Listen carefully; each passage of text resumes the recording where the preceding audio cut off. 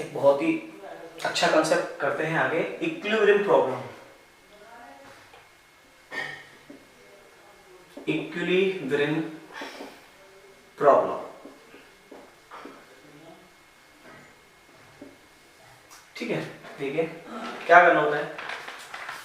Suppose we have two charges Q and 9Q.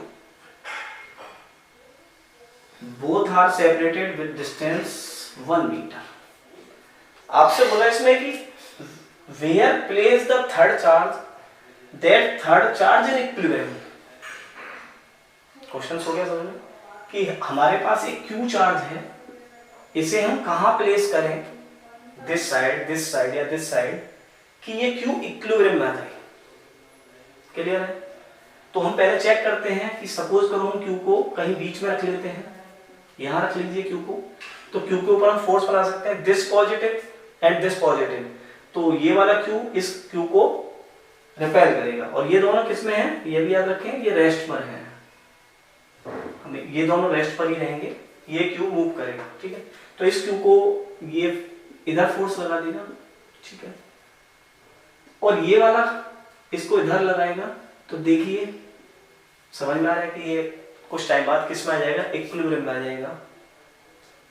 तो हमसे पूछा कि व्हाट वेयर द पोजीशन, यानी पोजीशन फाइंड करनी है हमें ये पोजीशन फाइंड करनी है जहां पर ये चार्ज इक्विलिब्रियम में आ गया। तो सपोज कर लीजिए कि यहां से ये यहां तक की डिस्टेंस x है, और फिर बची हुई डिस्टेंस कितनी रहेगी, 1 माइनस एक्स। क्लियर? टोटल कितनी थी, 1। If it is x then this is 1 minus x। System equilibrium हो गया, तो हमें पता चल रहा है नेट फोर्स, इन दोनों के बीच नेट फोर्स क्या होगी, 0। तो हम लगा सकते हैं this force k q upon x square is equal to k q 9q upon 1 minus x का होल स्क्वायर।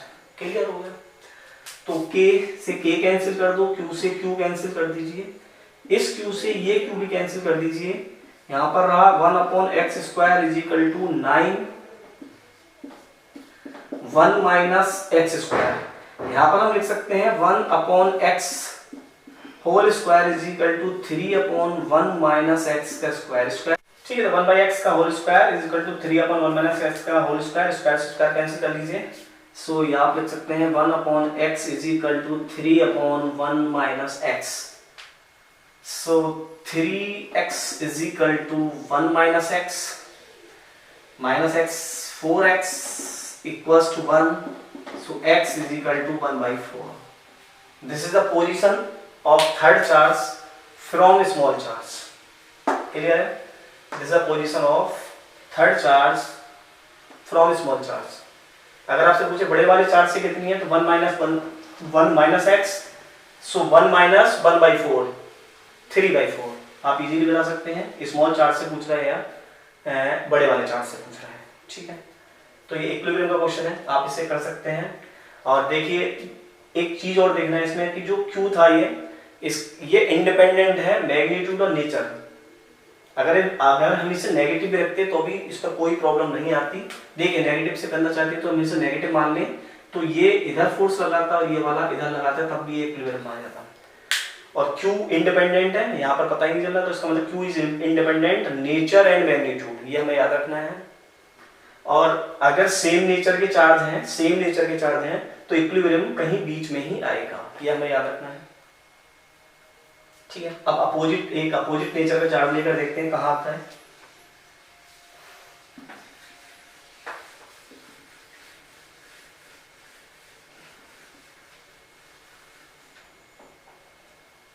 ठीक है, देखिए इसमें आप ले लीजिए, यहां पर Q ले लीजिए एंड यहां पर -4Q, ठीक है ना। This is positive, this is negative. Question वही है कि third charge Q place that Q is an equilibrium.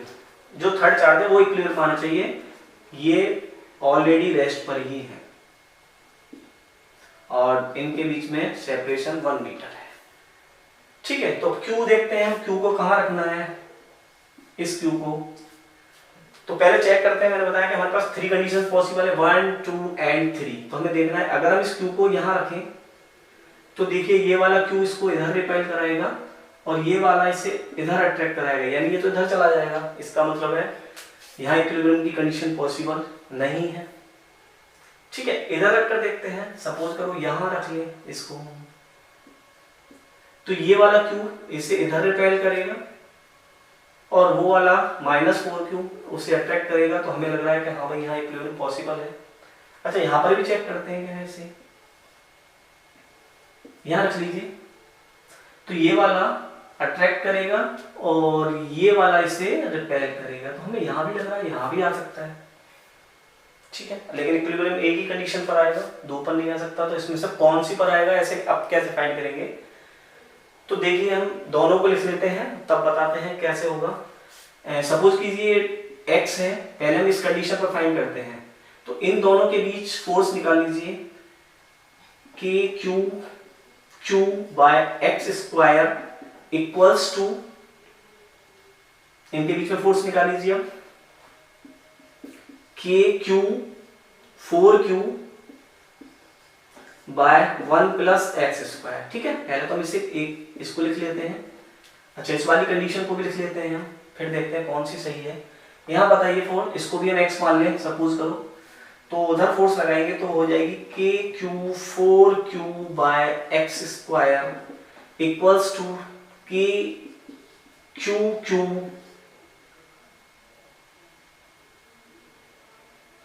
q then 1 plus x.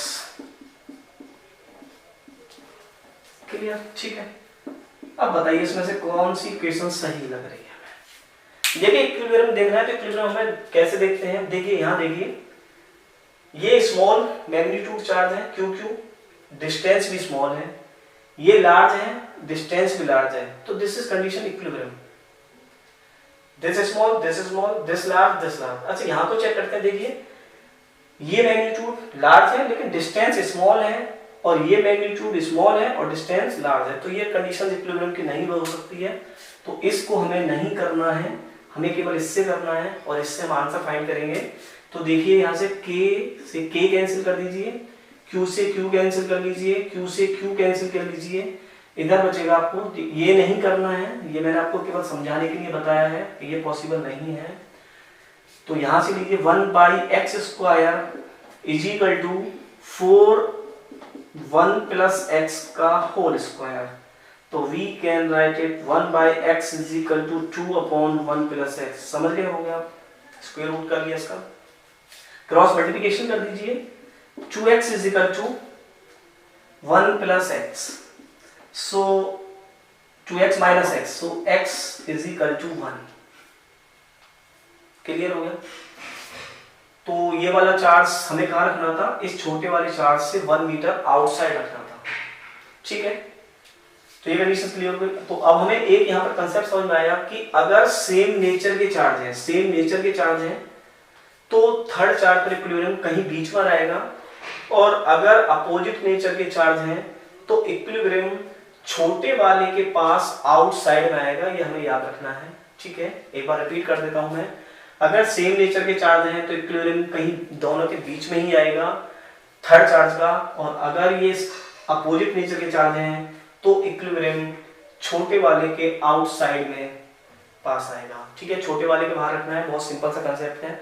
अब आप इसमें किसी भी टाइप के क्वेश्चंस कर सकते हो इजीली। ये था इक्विलिब्रियम प्रॉब्लम।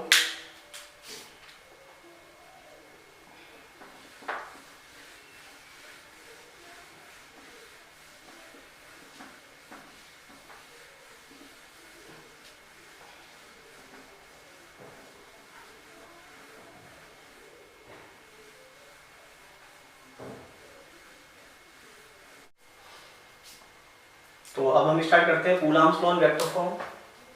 12th एकेडमिक में जो एक बहुत ही इंपॉर्टेंट रोल प्ले करता है, यहाँ से वेक्टर फॉर्म पूछी जाती है या फिर इसके ऊपर न्यूमेरिकल्स आता है, तो एकेडमिक के लिए बहुत इंपॉर्टेंट टर्म्स है Coulomb's law in vector form. तो देखिए Coulomb's law in vector form करते हैं हम। Here is Q1 charge and here is Q2 charge and both are separated with distance r। तो फोर्स इंडिकेट कीजिए Q1 पर Q2 की वजह से जो फोर्स लगेगी वो लगेगी F12, और इसे इंडिकेट कीजिए, ये हो जाएगी F21। क्लियर है? ठीक है। अच्छा जी, R, और इसको हम मान लेते हैं R मोड अगर मैग्नीट्यूड निकालना है, और बाय द वे अगर हमें डिस्टेंस निकालनी है तो 2 से 1 के लिए निकालेंगे, तो हम लिखेंगे R1 माइनस R2। देखिए 2 1 पर लगा रहे, 1 माइनस 2 इनिशियल माइनस फाइनल, तो R माइनस 2। और अगर यहां निकालनी है तो हम लिखेंगे R2 माइनस R1। यहाँ पर जो पोजीशन वेक्टर है वो इस डायरेक्शन में है, और यहाँ पर जो पोजीशन वेक्टर है वो आपका इस डायरेक्शन में है। क्लियर? समझ में आ रहा है? 2 के कारण लगाना है तो फाइनल माइनस इनिशियल, और यहाँ लगाना है तो फाइनल, ये लगाएगा तो फाइनल माइनस इनिशियल। ठीक है? क्लियर है? तो यहाँ पर हम फोर्स इंडिकेट करते हैं। F12 आपको पता ही है, F12 it means force at 1 due to 2, and F21 force at 2 due to 1। तो ये क्लियर हो गया होगा। तो सपोज करो हमें फोर्स फाइंड करनी है F12, तो हम लिखेंगे K Q1 Q2 upon R square and R unit vector. Unit vector आप समझते हो, unit vector is equal to vector upon mode। Clear है? So we can write F12 is equal to K Q1 Q2 R Q and R vector। Clear है? vector upon modes and mode Q, and in the form we can also write it F12 is equal to K Q1 Q2 R1 minus R2। Clear है? यहां निकालनी है तो हमें ये position vector लेना है, ये पोजीशन वेक्टर हो गया R1 minus R2, then Q, and here is R1 R2।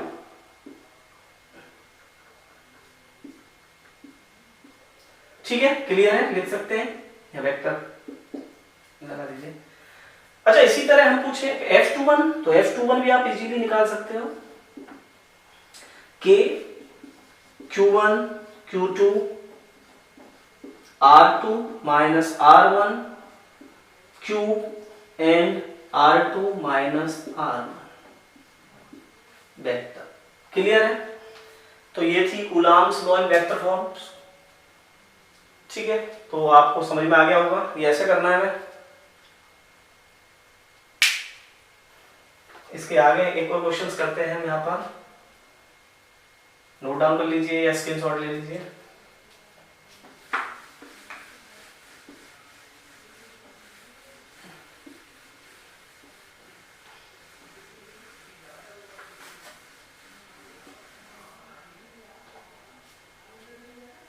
देखिए, उसको बोलते हैं लॉ ऑफ सुपरपोजिशन।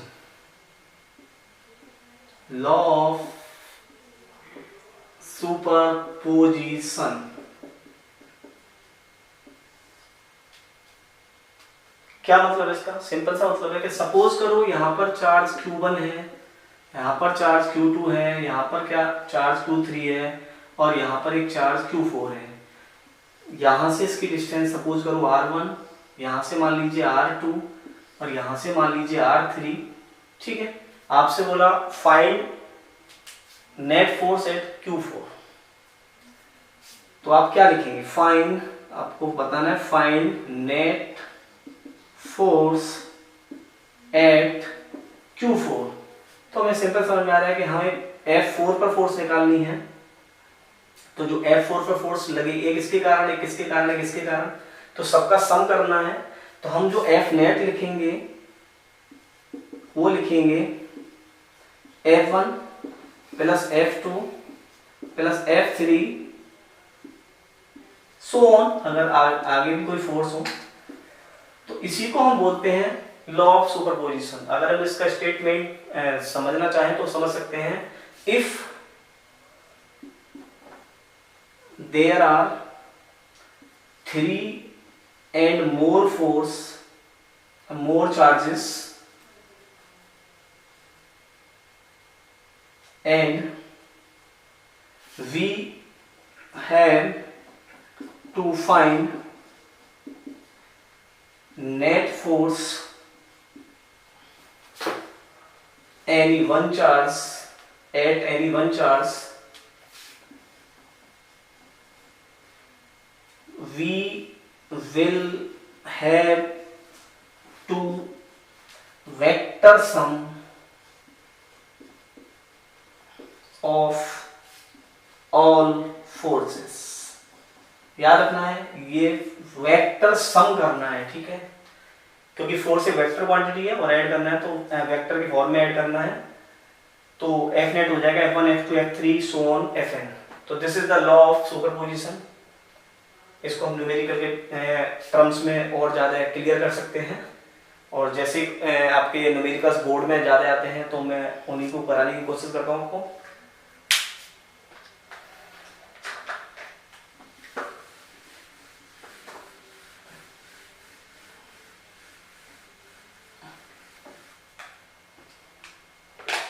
देखिए क्वेश्चंस लेते हैं कि सपोज कीजिए कि यहाँ एक चार्ज Q है और यहाँ भी एक चार्ज Q है, सेम मैग्नीट्यूड के ले लिए हैं, कोई प्रॉब्लम नहीं, आप कैसे भी ले लीजिए, और इस डिस्टेंस को मान लीजिए A, और एक चार्ज यहाँ पर है, वो है सपोज करो -Q, और इसकी सेंटर से सेंटर और इसके सेंटर से सेंटर में डिस्टेंस को आप मान लीजिए कि ये भी A है। आपसे पूछा find net force at -Q, तो क्वेश्चन है हमारा find net force at -Q को कुछ ना यहाँ नाम दे दीजिए, A पॉइंट, B पॉइंट और C पॉइंट। तो A पर हमें फोर्स फाइंड कर लिए। तो सबसे पहले कभी भी इसी टाइप का क्वेश्चन आ जाए तो सबसे पहले आपको क्या करना है, फोर्स की डायरेक्शन इंडिकेट करनी है। तो हमें फोर्स जिस चार्ज पर निकालनी है वहां पर हम फोर्स की डायरेक्शन इंडिकेट करते हैं। तो देखिए -Q पर इस Q के कारण फोर्स ऐसे लगेगी, और -Q पर इस Q के कारण की फोर्स ऐसे लगेगी, यानी इस -Q पर दो फोर्स एक्ट कर रही हैं। इस फोर्स को मान लीजिए आप F1 है और इस फोर्स को मान लीजिए आप F2 है। आपसे बोले कि F1, तो F1 हम निकाल सकते हैं। F1 को आप लिखोगे KQ² बाई A²। F2 को भी निकाल सकते हैं हम। F2 हो गया KQ² बाई A²। यहाँ देखिए कि मैग्नीट्यूड हमने सेम रखा हुआ है, डिस्टेंस सेम है, तो फोर्स सेम आ रही है। आपके क्वेश्चन में वैल्यू भी हो सकती है तो आप वैल्यू पुट कर लीजिए, कोई प्रॉब्लम नहीं है। हमें केवल कंसेप्ट समझना है कि कैसे सोल्व करते हैं ऐसे क्वेश्चनों को, ठीक है। अब यहाँ पर देखते हैं हम F1 F2। देखिए यहाँ बना लीजिए इस डायग्राम को, this is F1 and this is F2। Force vector quantity है, और हमने पढ़ा है कि अगर दो फोर्स किसी एंगल थीटा पर हो तो इनके बीच में जो नेट आता है जिसे आप रिजल्टेंट बोलते हैं, वो आपने 11th में किया है, F1 का स्क्वायर प्लस F2 का square plus 2F1 F2 cos theta. Clear है? ये क्वेश्चन क्या होगा, A² plus B² plus 2AB cos theta. तो यहाँ भी हम यही अप्लाई करेंगे, क्योंकि यहाँ पर देखिए जो नेट है वो तो इधर आएगा कहीं बीच में, और इसको बोलेंगे हम F नेट। अगर हमें F नेट निकालना है तो हम लिखेंगे F1 square F2 square plus 2F1 F2 cos theta. अब यहाँ पर देखिए F1 F2 दोनों इक्वल है, तो F1 को F2 रख लीजिए, ठीक है। तो देखिए F नेट हो गया रूट F1 का square plus F2 plus 2F1 F2 cos theta. यहाँ पर F1 F2 की वैल्यू सेम है, तो हम एक ही वैल्यू पुट कर लें, तो इसे हम सोल्व कर सकते हैं। यहाँ से F net is equal to, देखिए F1 square plus F1 square plus 2F1 समझ रहे हैं ना, F2 के प्लेस पर F1 लिख लिया हमने, cos theta angle between force, angle जो एंगल है वो कितना है। तो देखिए ये तीनों साइड इक्वल है, तो इक्विलैटरल ट्रायंगल हो गया। इक्विलैटरल ट्रायंगल में हम समझते हैं कि एंगल होता है कितना 60 डिग्री, तो यहाँ पर cos 60, so F net equals to F1 square two F1 square cos 60 की वैल्यू होती है 1/2, 2 से 2 कैंसिल, F1 स्क्वायर कितना हो गया 3F1 स्क्वायर। F1 को बाहर लिख सकते हैं और रूट में 3 हो जाएगा। सो यहां पर आ जाएगा F net is equal to F1√3। This is the answer. F1 की वैल्यू यहां से पुट कर दीजिए, आपका आंसर आ गया। तो F नेट हो गया √3 KQ square by A square. तो इस टाइप के क्वेश्चंस आएंगे। अब आपको यहाँ पर ये वैल्यू दे रहे 1 कूलम 2 कूलम इजीली, तो आप सोल्व कर सकते हो। उस तरह से कंसेप्ट बताया मैंने कि आपको अगर ट्रायंगल्स में ऐसे क्वेश्चन आता है तो इस टाइप से कर सकते हैं, ठीक है। सो इसका नेक्स्ट क्वेश्चन लेते हैं हम।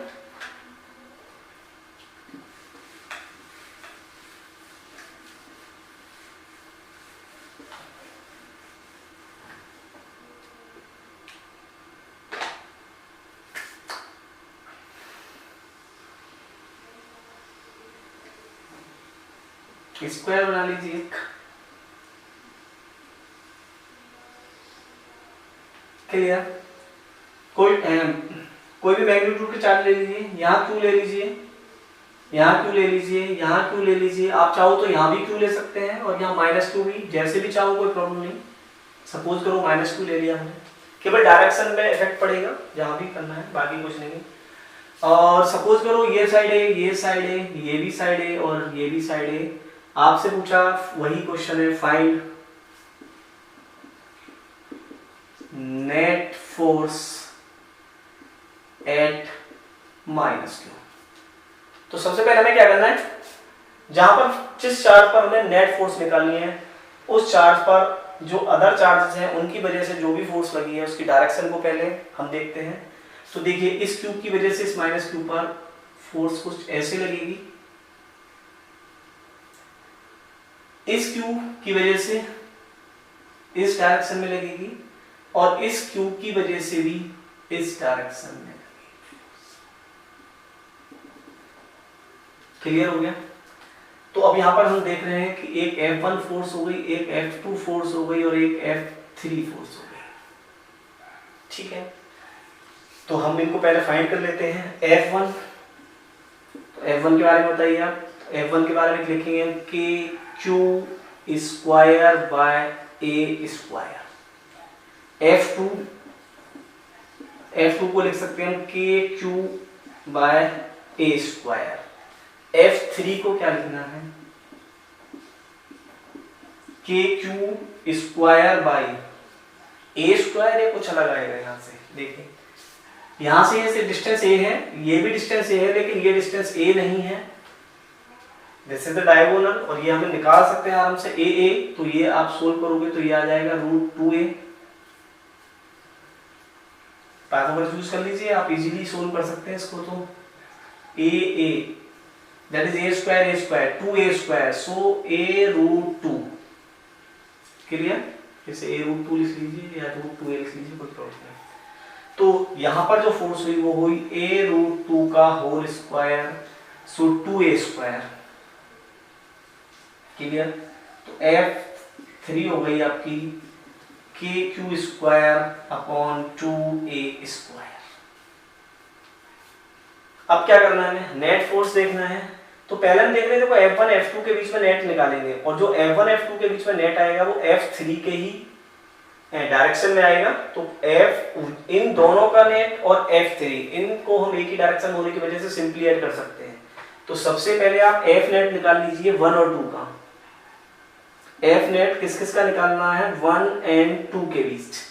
तो क्या लिखोगे आप, वही लिखना है हमें कि F1 square plus F2 square plus 2F1 F2 cos theta.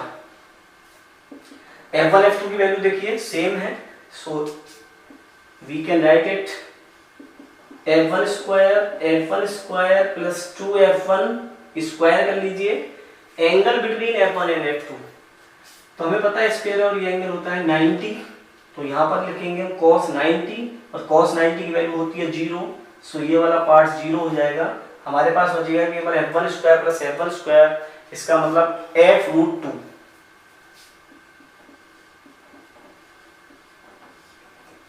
Clear? अब इस फोर्स को निकालते हैं, आ रहा है समझ में भाई, ये फोर्स रह गई है। अब देखिए इसी पर है F3 और इसी पर है आपका F1 F2 का नेट। तो बहुत सिंपल है, अब एक ही डायरेक्शन में तो सिंपली ऐड कर देंगे। तो आपकी जो F नेट आई वो आई है F नेट किसके कारण, 1 एंड 2 के कारण, प्लस F3। इन फोर्सों को हम ऐड कर लेते हैं और देखिए आंसर आ जाएगा आपका। तो F12 के कारण फोर्स आई F1√2 प्लस F3 जो है वो है हमारी KQ square by 2A square. F1 की वैल्यू यहां से पुट कर लेते हैं, ये हो गया √2 KQ square by A square plus KQ square by 2A square. So LCM 2A square 2 multiply हो गया तो ये हो गया 2√2 KQ square plus KQ square. KQ square common ले ले तो 2√2 प्लस 1/2A, 2 से 2 KQ स्क्वायर, बस इतना ही कर सकते हैं हम। क्लियर हो गया? एक बार चेक कर लीजिए इसे। This is KQ A square, this is KQ square and AA, so this is value of √2A। √2A का स्क्वायर करोगे तो 2A स्क्वायर हो गया। Then F3 is KQ square 2A square. Clear है? यहाँ रेट निकाला तो √2F आ गया, सही है, √2F1 √2 एंड दिस। ओके, ये क्लियर है?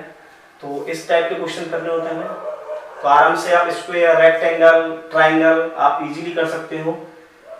इसमें बस एक और कंसेप्ट आता है कि चार्ज को सेंटर पर रख देता है तब फोर्स फाइंड करा लेता है, तो उसको भी कर लेते हैं। कंसेप्ट तो यही है हमारा, चार्ज को सेंटर पर भी रखकर हम फोर्स निकाल सकते हैं।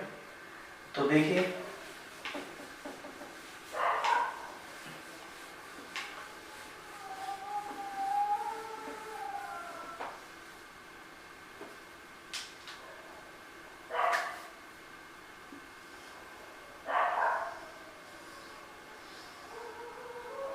ठीक है, पहले क्वेश्चन ले लेते हैं। Q 2Q 2Q and here is Q, that is A, that is A, that is A and that is A।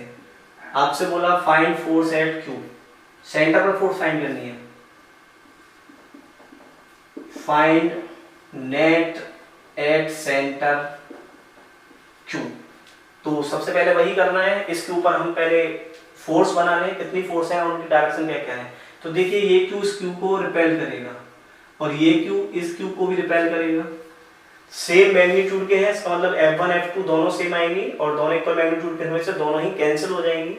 यहाँ पर भी हम देखते हैं ये 2Q इस Q को इधर रिपेल करेगा और ये 2Q इसको इधर रिपेल करेगा। सेम मैग्नीट्यूड होने की वजह से ये फोर्स भी कैंसिल हो जाएंगी। तो ये फोर्स कैंसिल, ये भी कैंसिल, तो आप इस कंडीशन में जो आंसर आएगा F नेट का वो 0 आ जाएगा। लेकिन हमेशा याद रखना है कि सेंटर पर हमेशा फोर्स 0 नहीं होगी। आपको जब भी देखना है कि मैग्नीट्यूड के डायरेक्शन इंडिकेट करना है, तब आपको कंफर्म करना है कि F नेट 0 है या नहीं। सपोज करो अगर हम इसी क्वेश्चन को अब इस टाइप से करते हैं, ये क्लियर हो गया होगा तो देखिए ठीक है। तो अब इसमें क्या करना है कि सपोज करो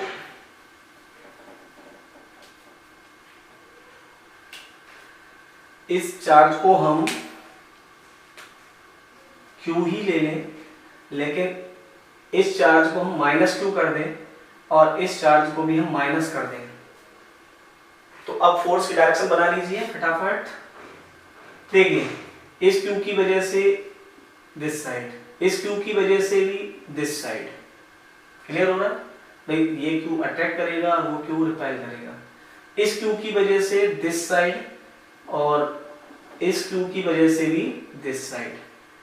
तो देखिए ये अगर हम इसको F1 मान लें, इसको F2 मान लें और इसको F3 और इसको F4, तो हम इजीली सोल्व कर सकते हैं। भाई ये वाली फोर्स और ये वाली फोर्स दोनों सेम लाइन पर है, ये वाली फोर्स और ये वाली फोर्स दोनों सेम लाइन पर है।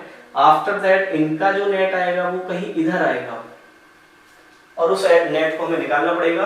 तो आप इजीली सोल्व कर सकते हो उससे। तो ये a है, ये है, तो ये a कितनी हो गई √2a और √2a है तो ये कितनी हो गई a/√2। ठीक है, तो ये डिस्टेंस सब जितनी भी है a/√2 है। तो F1 की वैल्यू आप लिख लीजिए फटाफट। क्या लिखना है कि F1 की वैल्यू हो गई kq² बाई a√2 का स्क्वायर करोगे तो 2a²। सेम कहानी F2 की भी होगी, 2kq² बाई a²। F3 निकाल लीजिए, F3 निकालेंगे तो k 2q² बाई 2 पर आ जाएगा तो दैट इज 4 कर लीजिए इसको यहीं, 4kq² by a² and F4 is also 4kq² by a²। अब आप यहाँ पर देख रहे हैं F1 F2 एक डायरेक्शन में है। यहाँ डायग्राम बना देता हूँ मैं, इजीली आप सोल्व कर लेंगे अब इसे यहाँ से। तो F1 F2 F3 F4, ठीक है, तो आप इजीली आप इसे सोल्व कर लेंगे और इनका नेट आएगा और नेट थोड़ा सा इस साइड में जाएगा क्योंकि ये वाली फोर्स कुछ ज़्यादा है, तो उसकी कोई प्रॉब्लम नहीं है। आप इसका रिजल्टेंट निकाल सकते हैं और इसका आगे सोल्व करके आंसर मुझे कमेंट करें।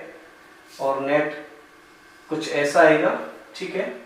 तो इस टाइप के क्वेश्चन आते हैं बोर्ड में, इसको सोल्व करना है। और जो हमारा नेक्स्ट वीडियो होगा वो अभी स्टेबल अनस्टेबल प्रॉब्लम्स हैं इसमें, SHM वगैरह की और कंटिन्यूअस चार्ज डिस्ट्रीब्यूशन, तो हम उसके भी क्वेश्चंस कराने की कोशिश करेंगे। क्योंकि हमने पहले बोला है कि हमारा जो एम है वो सभी टाइप के क्वेश्चंस कराना है और सभी की नॉलेज आपको देनी है।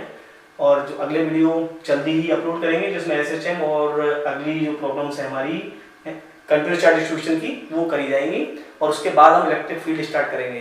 तो हमारे चैनल पर जुड़े रहिए, रूट ऑफ फिजिक्स देखते रहिए। Good bye.